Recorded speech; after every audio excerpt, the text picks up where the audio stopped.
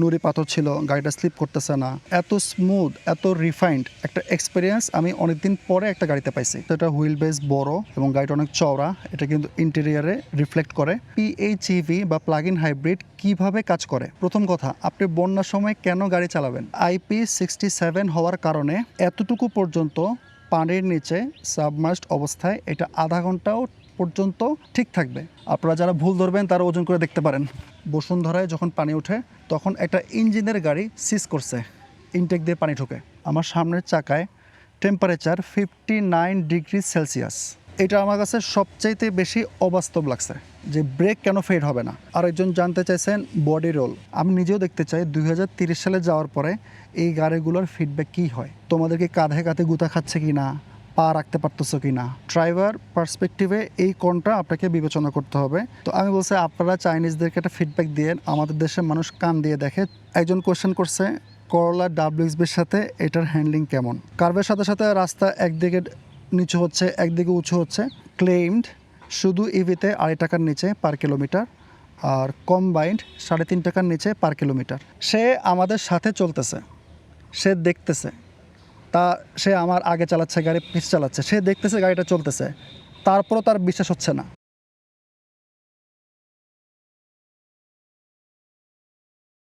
আসসালামু আলাইকুম, আমি সাইদি হোসাইন। আশা করি সবাই ভালো আছেন। আজকের ভিডিওটা একটু অন্যরকম, কারণ আমি গাড়িটা আসলে অ্যাকচুয়ালি এক্সপিরিয়েন্স করছি। আমি ঢাকা থেকে বান্দরবান এসে কিউক্রাডং যেয়ে আবার বান্দরবানে এখন আমাদের রিসর্টে। তো এই ভিডিওটা অনেকটা আমার এক্সপিরিয়েন্স আপডেট করার মতো, প্লাস এই গাড়িটার একটা ছবি পোস্ট করে আমি জানতে চাইছিলাম যে আপনাদের কোনো কোয়েশ্চেন আছে কি না। আল্লাহর রহমতে আপনারা অনেকগুলো কোয়েশ্চেন দিচ্ছেন। তো এই ভিডিওতে ওগুলোরও অ্যান্সার দেব আমার এক্সপিরিয়েন্স শেয়ার করার সাথে সাথে। তো গাড়িটা হচ্ছে BYD Seal 5 DMI 2026 মডেল। কালারটা হচ্ছে হারবার গ্রে, আরও দুইটা কালার আছে, ব্ল্যাক এবং হোয়াইট।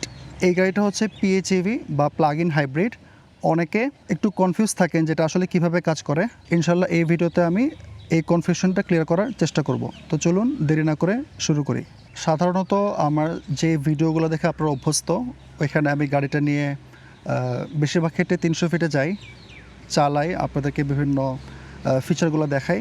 তো এই গাড়িটার ক্ষেত্রে আমার এক্সপিরিয়েন্সটা আমার নিজের জন্য ইউনিক, কারণ আমাকে একটা জাস্ট PDF শেয়ার করা হয়েছে 2 পেজের, জাস্ট কি ফিচারগুলো হাইলাইট করা ছিল। আর এছাড়া তারা আমাকে অ্যাপ্রোচ করছে যে আমরা এরকম কিউক্রাডং যাইতে চাই এই গাড়িটা নিয়ে, তো আপনি যাবেন কি না।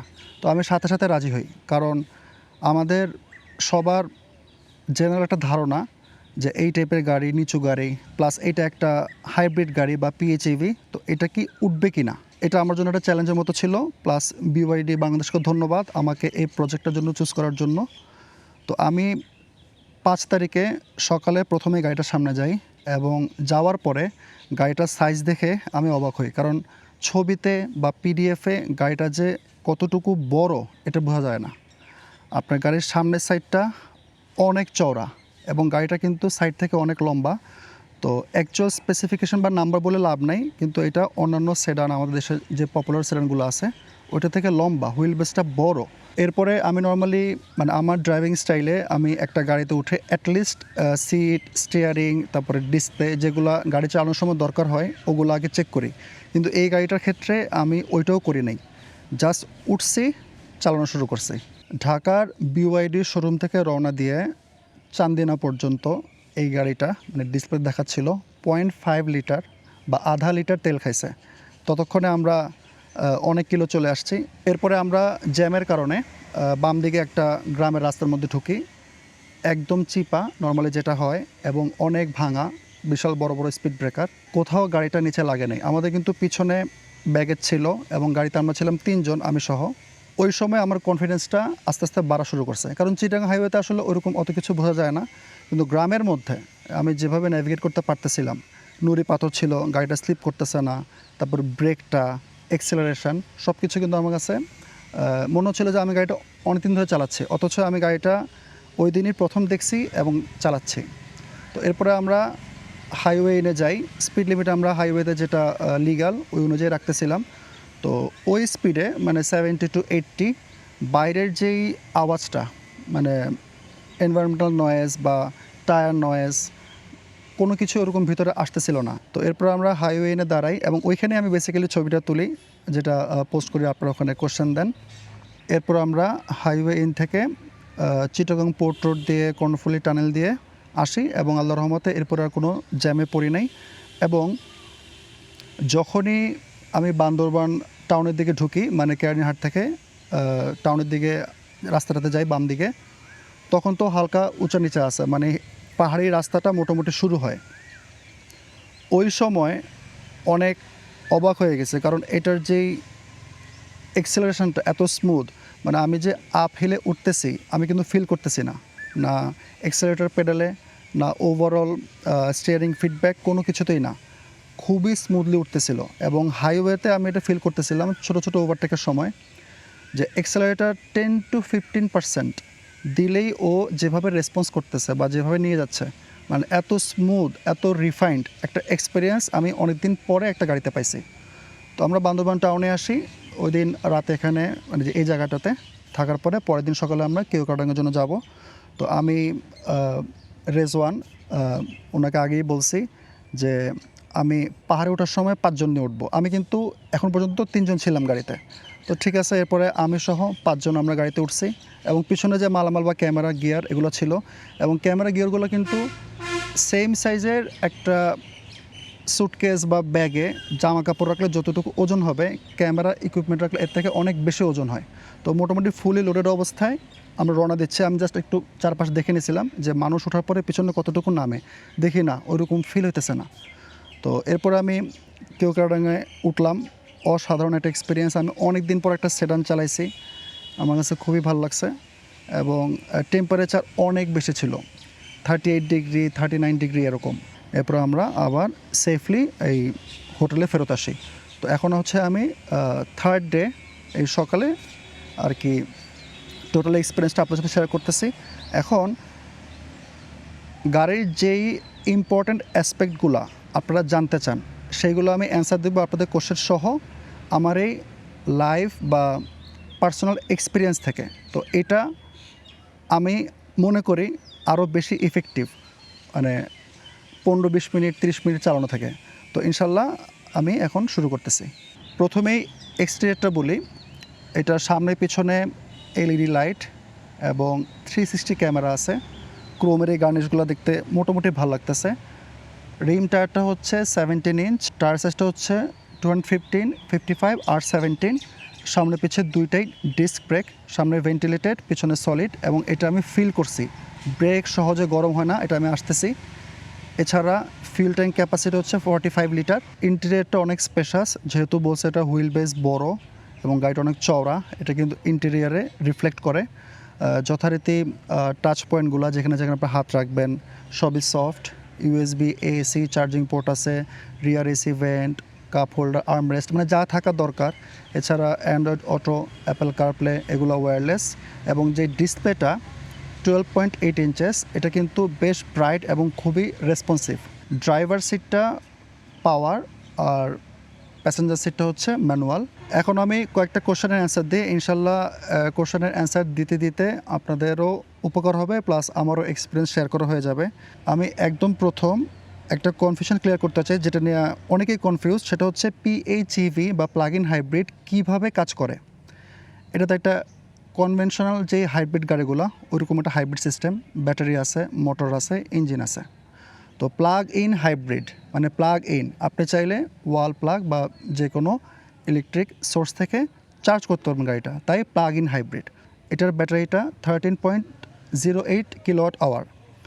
তো আপনি যদি যে কোনো বাসা বাড়ির চার্জার থেকে চার্জ দেন, এটা চার্জ হতে সময় লাগে 2 ঘন্টা।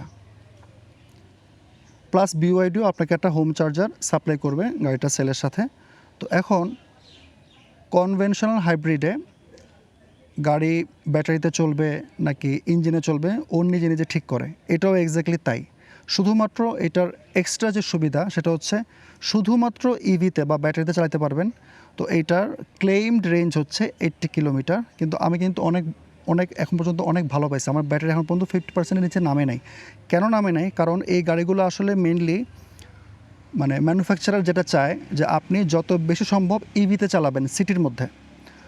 তো তখন আপনার ওভারঅল এফিসিয়েন্সিটা বাড়বে। এছাড়া ইঞ্জিন এবং ব্যাটারি এই দুইটাই কিন্তু আপনার চাকা ঘোরাবে। কমেন্টে অনেকেই বলতেছে যে ইঞ্জিনটা শুধু জেনারেটর হিসেবে কাজ করে, এটা কিন্তু এটার ক্ষেত্রে না। যখন দরকার হবে ইঞ্জিন, যখন দরকার হবে ব্যাটারি, আপনার চাকা ঘুরবে, মানে গাড়ি চলবে।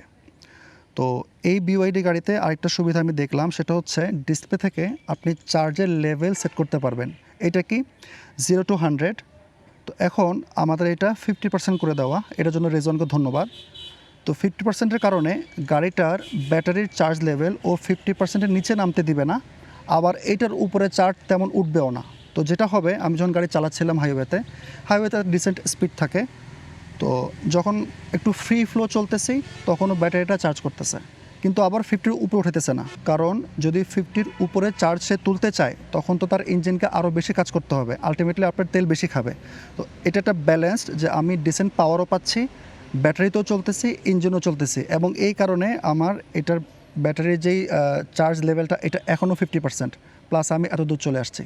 এরপরে আরেকটা যেটা সবার কনসার্ন, বৃষ্টি পানিতে এটার কি হবে। অনেকে আবার এটাও বলছে যদি বন্যা হয় তখন কি হবে। প্রথম কথা, আপনি বন্যার সময় কেন গাড়ি চালাবেন? বন্যার সময় আপনি তো বাসা থেকে ঠিকমতো বের হওয়ার কথা না। তো আপনারা কোশ্চেন করছেন যে PHEV গাড়ি বন্যার সময় কি হবে। তো এইটার একটা ইউজফুল একটা রেটিং আছে, সেটা হচ্ছে IP রেটিং। এটা IP67। যারা স্মার্টফোন সম্পর্কে টুকটাক জ্ঞান রাখেন তারা জানেন যে আমাদের ফোনগুলো আগে IP67 ছিল এবং 68। এটা হচ্ছে ওয়াটার এবং ডাস্ট রেজিস্ট্যান্ট, এটা কিন্তু প্রুফ না। তো এটা IP67 হওয়ার কারণে এতটুকু পর্যন্ত পানির নিচে সাবমার্জড অবস্থায় এটা আধা ঘন্টাও পর্যন্ত ঠিক থাকবে। তাহলে আপনি চিন্তা করেন, আপনারা কোশ্চেন করছেন যে পানিতে চললে কি হবে। অনেকে আমাকে ইনভাইট করছেন মিরপুরে যখন পানি ওঠে তখন এসে ওখানে চালাইতে, আমি আসবো ইনশাল্লাহ যদি BYD দেয়। তো চিন্তা করেন, গাড়ি এতটুকু পানির নিচে থাকা অবস্থায় গাড়ি দাঁড়ায় আছে, তারপরও আধা ঘন্টা পর্যন্ত ব্যাটারি বা মোটর বা কোনো কিছুরই কোনো সমস্যা হবে না। প্লাস এটার আরেকটা ডিজাইন অ্যাডভান্টেজ হচ্ছে এটার যে এয়ার ইনটেক যেই ওপেনিংটা, এটা কিন্তু অনেক উপরে। দাঁড়ান আমি এখনই দেখাচ্ছি।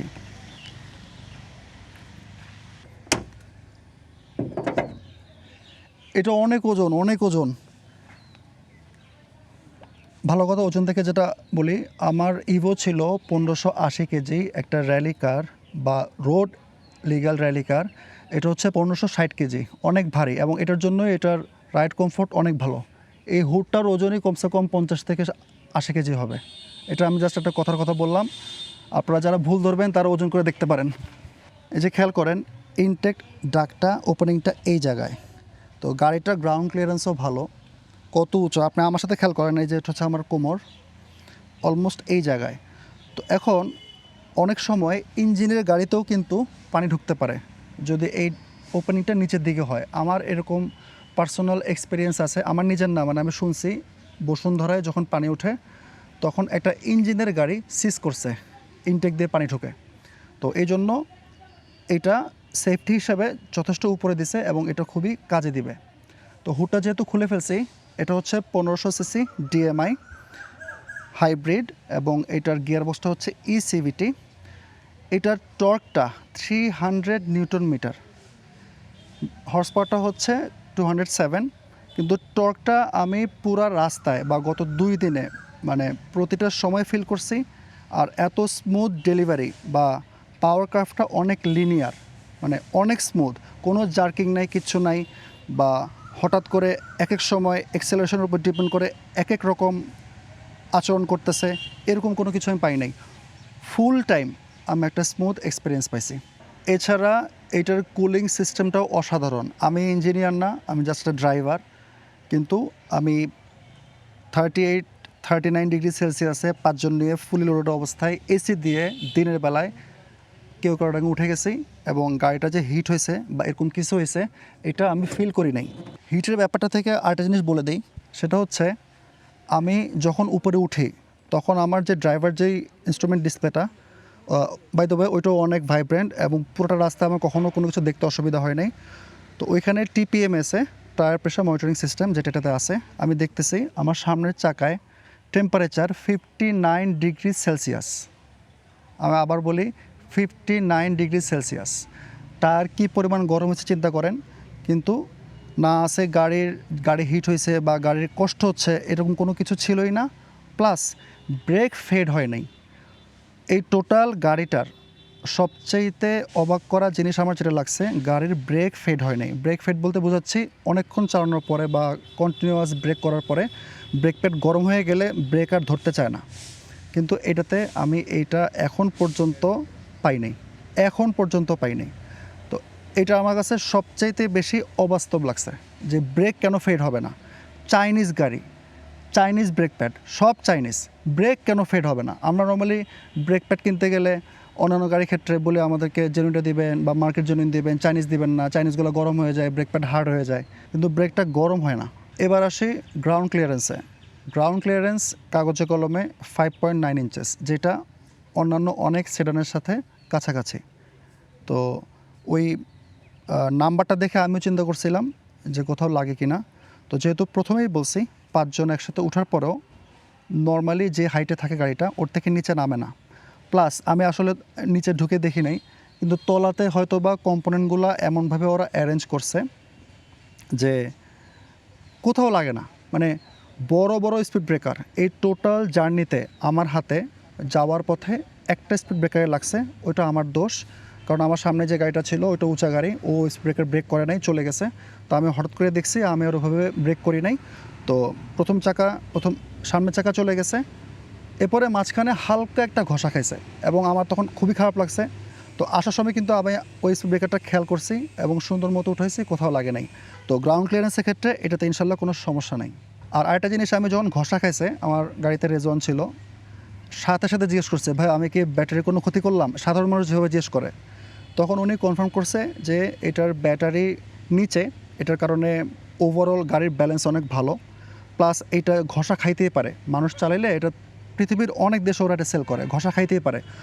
তো প্রোটেকশান বা কম্পোনেন্টগুলোর পজিশনিং এমনভাবে করা যে বসে কোনো সমস্যা নেই। আর আমার এই ঘষাটা কোনো ঘষাই ছিল না। কোনো কারণে যদি আরেকটু বেশি জোরে ঘষা খায়ও, তারপরেও আপনার গাড়ি নষ্ট হয়ে যাবে, ব্যাটারি ভেঙে চড়ে যাবে, ব্যাটারি খুলে পড়ে যাবে, এরকম ইনশাল্লাহ কোনো টেনশন নাই। আর যদি টেনশন থাকে, যদি কোনো সমস্যা হয়, তো ওনাদের তো ওয়ারেন্টি সার্ভিস আছে। ব্যাটারিতে 8 বছর, মোটরে 8 বছর, আর ওভারঅল ভেহিকেলে 6 বছর। এই মডেলে সানরুফ বা মুনরুফ আছে কি না, না সানরুফ নাই। ম্যানুফ্যাকচারার বা বিওয়াইডি রিজিয়ন হিসেবে যে স্পেক দিবে ওইটাই আমাদের দেশে আসবে। অনেকে আমাকে কোশ্চেন করেন রিলায়েবিলিটি কেমন হবে। এটা ভাই আসলে আমার পক্ষে বলা সম্ভব না, কারণ আমি গাড়িগুলো খুব অল্প সময়ের জন্য পাই। আরেকজন কোশ্চেন করছেন ব্যাটারিতে 80 কিলো যায়, আপনি শুনছেন, তো অকটেনে কতটুকু যায়? তো এটার শুধু ব্যাটারি বা ইভি রেঞ্জ হচ্ছে 80 কিলোমিটার, যেটা শুরুতেই বলছি। ব্যাটারি এবং ইঞ্জিন ফুল চার্জ ফুল ট্যাঙ্কে ক্লেমড হচ্ছে 1000 কিলোমিটার। তো আমি এখন পর্যন্ত যেভাবে চালাইছি, আমার মনে হচ্ছে ইনশাল্লাহ আমি ঢাকায় চলে যেতে পারবো। আচ্ছা, আমি এক কাজ করি, এক্স্যাক্টলি এখন ডিসপ্লেতে কী অবস্থা আছে দেখে আপনাদেরকে জানাচ্ছি। আমি কিন্তু গাড়িটা স্টার্ট দিয়ে তারপরে ডিসপ্লে থেকে এই এখন ছবিটা তুললাম, ঠিক আছে? তো এইটার ইঞ্জিনের নয়েজ একদমই নাই। এমনকি পাহাড়ে ওঠার সময় আমি ফিল করি নাই যে ইঞ্জিন অনেক লাউড, মানে খুবই সাইলেন্ট একটা ইঞ্জিন। হইতে পারে এই যে রাবার যে ম্যাটেরিয়ালগুলো বা ওভারঅল কেবিনের যে ইনসুলেশনটা অনেক ভালো, ইঞ্জিনের নয়েজ কেবিন পর্যন্ত একদমই যায় না। 25-26 লিটার তেলের দাম আনুমানিক ধরেন 3000 টাকার মতো। তো এই টাকাতে আমি এতটুকু চলছি এবং আমার এই যে average speed 22 kilometre per hour ছিল। ড্রাইভিং টাইম 22.2 ঘন্টা। আর এই যে উপরে লেখা আছে রেঞ্জ 352 কিলোমিটার, মানে এখনও 352 কিলোমিটার সে যাইতে পারবে।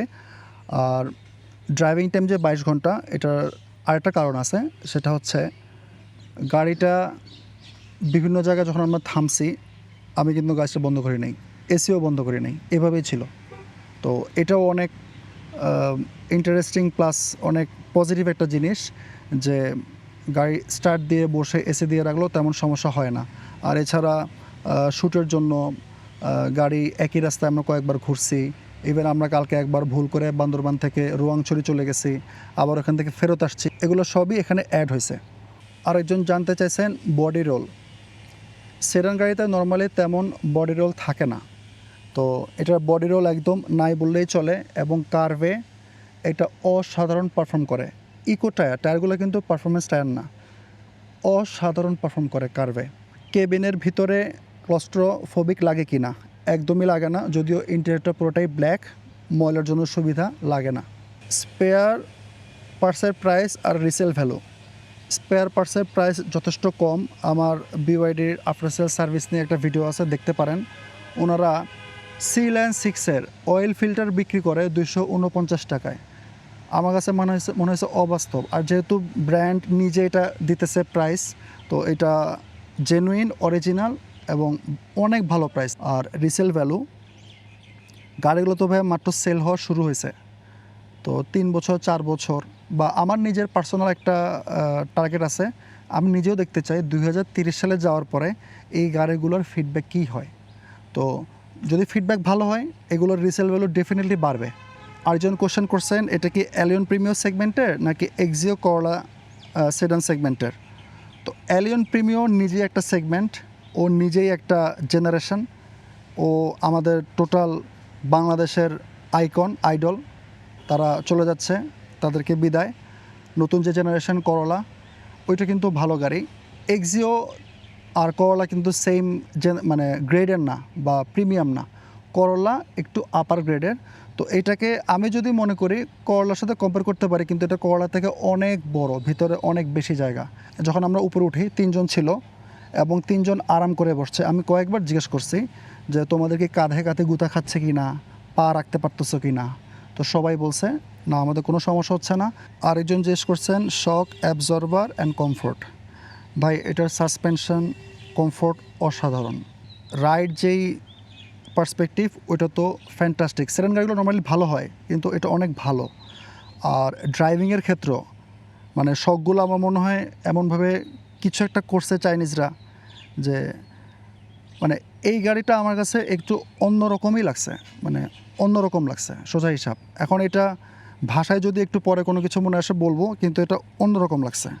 একজন জিজ্ঞেস করছেন বছরে ট্যাক্স কত বা এআইটি। যেহেতু 1500 সিসি ইঞ্জিন আছে, তো এটার ইয়ারলি এআইটি হচ্ছে 25,000 টাকা।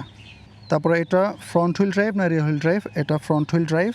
একজন লিখছেন বিওয়াইডি ইলেকট্রিক কার বেশ স্টিফ, পেছনে বসে আমি তেমন কোনো আরাম পাই নাই, সিটগুলো কেমন যেন। আপনি কি বাংলাদেশে যে মডেলগুলো আছে ওইটাতে বসছেন কিনা জানি না, কিন্তু এইটার পেছনের সিট অনেক কমফোর্টেবল এবং আরাম এবং সফট। আর সামনের সিটগুলো বলছি মানে পিছনের তুলনায় একটু কম নরম বা কম সফট। একজন জানতে চাইছেন প্রোজ অ্যান্ড কনস। আমি তো ওই টাইপের ভিডিও করি না, তো এটার প্রোজ বললে শেষ হবে না। কনস, আমি যেহেতু ফুল টাইম গাড়ি চালাইছি, তো ড্রাইভার পার্সপেক্টিভে এই কোনটা আপনাকে বিবেচনা করতে হবে। সেটা হচ্ছে ওই যেটা বললাম, সিটটা একটু হার্ড, আর হর্ন যেটা যেখানে চাপ দিলে হর্ন দিবে, এটা অনেক শক্ত, মানে অনেক শক্তি দিয়ে প্রেস করা লাগে। তো আমি এটা বিওয়াইডি ওনাদেরকে বলছি, তো ওনারা বলছে আসলে চাইনিজরা হর্ন দেওয়াটা ডিসকারেজ করে। তো আমি বলছি আপনারা চাইনিজদেরকে একটা ফিডব্যাক দিয়ে, আমাদের দেশের মানুষ কান দিয়ে দেখে, চোখ দিয়ে দেখে না। একজন কোয়েশ্চেন করছে করলা WXB-র সাথে এটার হ্যান্ডলিং কেমন। যারা আমার ভিডিও দেখেন তারা জানেন আমি কিন্তু করলা সিরিজের গাড়ি অনেক অনেক অনেক বেশি পছন্দ করি। আমার মনেই হয় না যে এই গাড়িগুলো টয়োটা বানাইছে। হ্যান্ডলিং অসাধারণ, আমার খুবই পছন্দের গাড়ি। স্পোর্ট বলেন, তারপরে ওয়াগন বলেন, ট্যুরিং বা সেডান, সবগুলোই ভালো। আমার পার্সোনাল পছন্দ ট্যুরিং বা ওয়াগনটা। তো যদি ওইটার সাথে আমি এটা কম্পেয়ার করি, হ্যান্ডলিং দুইটাই কাছাকাছি। টয়োটার ফিলটা হচ্ছে, টয়োটা একটু লো বা টায়ার প্রোফাইল সব মিলে ওইটার সাসপেনশন বা স্প্রিং সব যে অবস্থায় আছে, ওইটাতে ওই গাড়িটা একদম এভাবে থাকে, এভাবে মুভ করে। আর করলা নিয়ে কিন্তু আমি পাহাড়ে চালাই নাই, ঠিক আছে। আর এটার ক্ষেত্রে হ্যান্ডলিং অসাধারণ। এটা জাস্ট আমার কাছে মনে হচ্ছে 1 বা 2 ডিগ্রি ডানে বামে করে, যেটার কারণে আমি গাড়ির বডি ওয়েটটা কাজে লাগায়ে কর্নারে অ্যাডভান্টেজ নিতে পারি এটার ক্ষেত্রে। কারণ পাহাড়ে কিন্তু শুধু এভাবে কার্ভ না, কার্ভের সাথে সাথে রাস্তা একদিকে নিচু হচ্ছে, একদিকে উঁচু হচ্ছে, তো ওই জায়গায় এই গাড়িটার ওয়েট এবং ও যেভাবে রেসপন্স করে ওইটা কাজে লাগায় আমি খুব এফিশিয়েন্টলি এবং বেশ তাড়াতাড়ি আমি মুভ করতে পারতেছিলাম। আরেকজন কোয়েশ্চেন করছেন যে ঢাকার বাইরে এই গাড়ি চালানো সেফ হবে কি না। আমি তো ঢাকার বাইরে পাহাড়টা সবখানে চলে আসলাম। আপনি যদি বুঝাই থাকেন যে অকটেন নিলে কোনো সমস্যা হবে কি না, তো ইনশাল্লাহ সমস্যার কথা না। কারণ অফিসিয়ালি যে গাড়িগুলো আসে ওরা কিন্তু এই গাড়ি আমাদের দেশের তেলের কন্ডিশন বা কোয়ালিটি অনুযায়ী কিন্তু গাড়িগুলো টিউন করে, তো ইনশাল্লাহ সমস্যা হবে না। আর এছাড়া এটার খরচের যে ব্যাপারটা সেটা হচ্ছে ক্লেইমড শুধু ইভিতে 2.5 টাকার নিচে পার কিলোমিটার, আর কম্বাইন্ড 3.5 টাকার নিচে পার কিলোমিটার। ব্রেকিং পারফরমেন্সটা নিয়ে আমি আরেকটু বলতে চাই, সেটা হচ্ছে আমার যে ইভো 10 ছিল আমি ওখানে 800 ডিগ্রি 1000 ডিগ্রি সেলসিয়াসের কার্বনের ব্রেক প্যাড ইউজ করতাম, তো যেন হাই হিটেও ও ব্রেক করতে পারে। তো এটা তো একটা সেডান, একটা ফ্যামিলি ওরিয়েন্টেড বা সিটি কার। তো ইভোতে যেটা ছিল ব্রেক প্যাড ঠান্ডা অবস্থায় কিন্তু কাজ করতো না, একটা নির্দিষ্ট টেম্পারেচার যাওয়ার পরে ও ইফেক্টিভ হইতো। আর নর্মাল যে কোনো সাধারণ গাড়িতে ব্রেক প্যাড ঠান্ডা অবস্থায় সুন্দর মতো কাজ করে, কোনো কারণে গরম হয়ে গেলে আর ব্রেক হইতে চায় না। এই ফিলটা এটার মধ্যে নাই। এই টোটাল গাড়িটাতে ড্রাইভিং পার্সপেক্টিভে এই ব্রেকটাতে আমি সবচেয়ে বেশি অবাক হয়েছি। মানে এটা আমার মাথায় ঢোকে না, জাস্ট মাথায় ঢোকে না। অসাধারণ ব্রেকিং। এবং আমাদের সাথে আরেকজন টিম মেম্বার ছিল, একটা টয়োটা গাড়ি নিয়ে আসছিল। তো সে আমাকে অনেক আগে থেকে চিনে। সে বারবার প্রত্যেকটা স্টপেজে এসে বলতেছিল, ভাইয়া কীরকম লাগতেছে? আমি বলছি ভালো। বলে কোনো সমস্যা হচ্ছে? আমি বলছি না। বলে একদম ঠিকঠাক চলতেছে? আমি বলছি হ্যাঁ। মানে ওর মাথায় ঢুকতেছে না। চিন্তা করে দেখেন, আমাদের দেশের বা আমাদের দেশের না, ওভারঅল মানুষের যেই চিন্তাটা এটা কিন্তু অনেকটা এরকমই। সে আমাদের সাথে চলতেছে, সে দেখতেছে, সে আমার আগে চালাচ্ছে গাড়ি, পিছে চালাচ্ছে, সে দেখতেছে গাড়িটা চলতেছে, তারপরও তার বিশ্বাস হচ্ছে না। তো কাজে আমার ভিডিও দেখে আপনারা কী বিশ্বাস করবেন আমি জানি না। তো সেই হিসাবে আমি আপনাদেরকে সাজেস্ট করব, আপনারা আমার ভিডিও তো দেখছেন, আমি আমার এক্সপিরিয়েন্স শেয়ার করছি, এটা আমার এক্সপিরিয়েন্স। এখন আমি যদি একটাকে ভালো বলি, আপনি আরেকজন যদি খারাপ বলে, কোনো সমস্যা নেই, তার কাছে ভালো লাগে নাই। আমার যেটা ফিল হবে আমি এক্স্যাক্টলি ওইটাই বলবো, না ডানে না বামে। ওভারঅল এই গাড়ির যে প্যাকেজটা, মানে এটার হিসাব আমার মাথার মধ্যে নাই। আমি ভাবছিলাম যে চাইনিজরা আস্তে আস্তে ওই জায়গায় যাবে, কিন্তু এই গাড়িটা দেখে বা এই গাড়িটার এক্সপিরিয়েন্সে মনে হচ্ছে এই সময়টা হয়তো বা এসে গেছে বা খুব তাড়াতাড়ি চলে আসবে। আশা করি আর কোনো কিছু নাই, প্লাস আমার মাথায় আসতেছে না। অলরেডি আজকে 3rd ডে, 11:15 বাজে। তো আমি যদি এরপরে কোনো কিছু মিস করে থাকি কমেন্ট করতে পারেন, অথবা সবচেয়ে ভালো হয় বিওয়াইডি বাংলাদেশের সাথে যোগাযোগ করতে পারেন। এই গাড়িগুলো কিন্তু টেস্ট ড্রাইভ করা যায় ফ্রিতে। আপনারা ওনাদের সাথে যোগাযোগ করলে আপনারা গাড়িটি টেস্ট ড্রাইভ করতে পারবেন। যদি লাগে যে না আমার বাসায় বা অফিসে গাড়ি পাঠিয়ে দেন, ওনাদের কিন্তু ওই ফ্যাসিলিটিটাও আছে। এই গাড়িটা আমি এখন SH রেটিং দিব। এটার এক্সটেরিয়র ডিজাইনে আমি এটাকে দিচ্ছি 8, ইন্টেরিয়র ফিট অ্যান্ড ফিনিশে আমি এটাকে দিচ্ছি 7.5, ড্রাইভিং ইমপ্রেশনে আমি এটাকে দিচ্ছি 9, প্যাসেঞ্জার রাইড কমফোর্টে আমি এটাকে দিচ্ছি 8.5। Overall SH rating BYD Seal 5-এর ক্ষেত্রে আসতেছে 8.25। আজ এ পর্যন্তই। সবাই ভালো থাকবেন, আমার জন্য দোয়া করবেন। আল্লাহ হাফেজ।